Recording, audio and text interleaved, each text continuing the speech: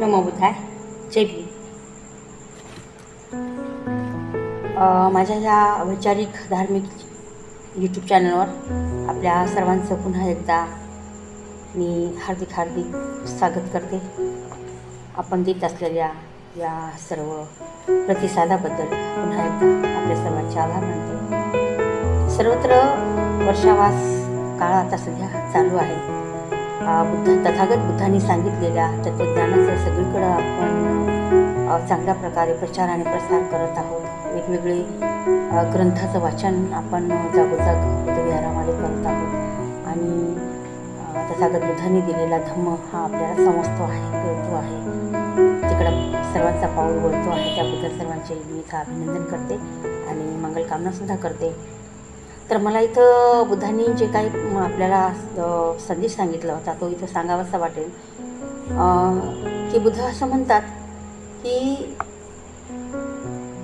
त्यांनी असं आवर्जून बुद्धांनी सांगितलेलं आहे की एखाद्या कोणत्या गोष्टीवर केवळ ती तशी सांगितली आहे म्हणून विश्वास ठेवू नका, किंवा ती परंपरागत चालत आलेल्या त्या गोष्टी आहेत म्हणून अशा रूढीवर विश्वास करू नका, किंवा इकडून तिकडे पसरणाऱ्या अफवांवर सुद्धा, किंवा एखाद्या ऋषीमुनींच्या लिखाणावर केवळ कारणाने की अमुक याने ग्रंथामध्ये असे लिहिलेले आहे म्हणून, किंवा एखाद्या देवतेने आपल्याला अमुक प्रेरणा दिली आहे म्हणून असं आपला समज करून कोणत्याही गोष्टीवर विश्वास ठेवू नका.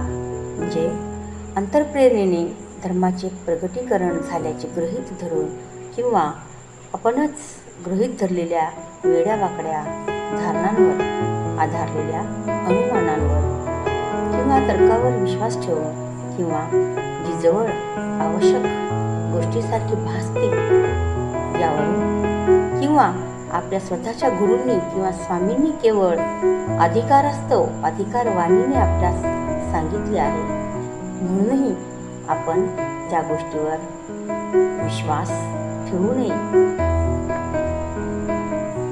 केवळ श्रद्धा म्हणून कोणत्याच गोष्टीवर विश्वास ठेवू नये, त्या गोष्टीचा स्वीकार करायला नको असे आपणाला कळकळीने सांगण्यात आलेले आहे देवी बुद्धांकडून. मग एखाद्या ग्रंथात लिहिलेले असोत किंवा वाडवडिलांकडून परंपरागत आलेले असोत, किंवा संत महात्म्यांकडून शिकवलेले असोत, आपल्या प्रज्ञेस न पटणाऱ्या गोष्टीचा स्वीकार करू नये. आणि म्हणून इथे तथागत बुद्धांनी आपल्याला सांगितलेला हा अतिशय महत्त्वपूर्ण संदेश आहे. म्हणूनच बुद्ध म्हणतात की यही पसिको, या माझ्या धम्मामध्ये या, बघा, अनुभव घ्या, आणि जर तो तुम्हाला पटला तरच तुम्ही त्याचा स्वीकार करा. आणि म्हणून प्रत्यक्ष तथागत बुद्धांनी आपल्या धम्माचा स्वीकार करावा अशी बळजबरी कोणावरही केली नाही. तर बुद्धांनी असं सांगितले की ज्याला कोणाला माझा धम्म जाणून घ्यायचा असेल त्यांनी माझ्या धम्मामध्ये यावं, त्याची अनुभूती घ्यावी. जर त्याच्या बुद्धीला माझं तत्त्वज्ञान पटलं, कुठेतरी त्याला त्याच्या प्रज्ञेच्या कसोटीवर जर हे तत्त्वज्ञान उतरलं तरच माझ्या तत्त्वज्ञानाचा स्वीकार करावा असं तथागत बुद्धांनी आपल्याला सांगून ठेवलेलं आहे. आणि म्हणून ते म्हणतात की तुम्हाला एखाद्या खूप मोठ्या तत्त्ववेत्त्यांनी सांगितले, खूप मोठमोठ्या ग्रंथामध्ये लिहून ठेवले, पण जर तुमच्या त्या बुद्धीला पटत नसेल तर त्याचा स्वीकार करू नका.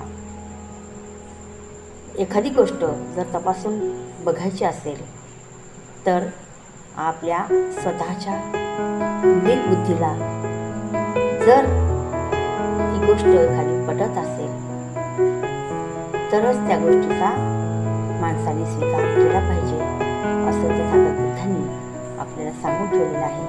आणि म्हणून या वर्षावासाच्या कालावधीमध्ये माझं सर्वांना विनम्र असं आवाहन आहे की खरंच तथागत बुद्धांनी आपल्याला काय मार्गदर्शन केलेलं आहे हे डॉक्टर बाबासाहेब आंबेडकर लिखित बुद्ध आणि त्यांचा धम्म आणि विविध ग्रंथांच्या माध्यमातून हे आपल्याला स्पष्ट होईल. म्हणून ग्रंथाचं जास्तीत जास्त या काळात वाचन करावं, कथन करावं, श्रवण करावं, मनन करावं, चिंतन करून कृती करून त्याची अनुभूती घ्यावी.